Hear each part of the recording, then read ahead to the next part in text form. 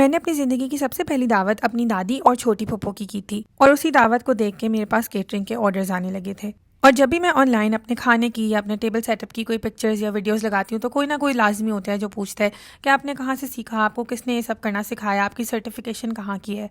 बस वहीं से, उस पहली दावत से मुझे दावतें करने का शौक था। मेरी अम्मी को देख देख के टेबलें सजाने का भी शौक था और घर वालों और दोस्तों के ऊपर एक्सपेरिमेंट कर कर के मैं वहां से यहाँ तक पहुंच गई। पहली दावत पे दादी इतना खुश हुई थी और इतनी दुआएं दी थी कि मैंने खुश होकर अगले एक हफ्ते के अंदर अंदर उनकी दूसरी दावत नाश्ते की भी कर दी। आप सोचूं तो उस वक्त उनसे ये भी कहा था कि दुआ करें इसी तरह केटरिंग के ऑर्डर्स भी आने लग जाएं, फिर मेरे हाथ का खाना बहुत सारे लोग खाया करेंगे।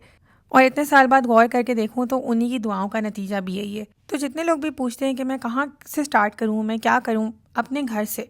शुरुआत हमेशा अपने घर से होती है, एटलीस्ट फॉर मी। जिन चीज़ों का शौक होता है फिर आप उसमें एक्सपेरिमेंट भी करते जाते हैं। कुछ चीज़ें फेल हो जाती हैं, कुछ चीज़ों में आप कामयाब हो जाते हैं, मगर हर एक्सपेरिमेंट आपको कुछ ना कुछ सिखाता है। इतने अरसे में शायद हार्डली मैं अपनी किसी दावत से सेटिस्फाइड थी। मुझे हर दफ़ा कोई ना कोई कमी लगती थी। मैं हर दफ़ा सोचती थी कि अगली दफ़ा ये चीज़ इंप्रूव करूँगी तो फिर ये दावत परफेक्ट हो जाएगी।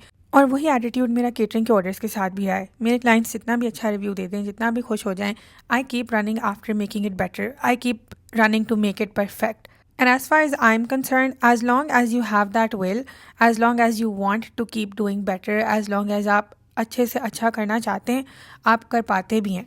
खाने बनाना, टेबल लगाना, इन सारी चीज़ों का ताल्लुक आपकी किसी सर्टिफिकेशन से नहीं है, बस आपके शौक़ से होता है।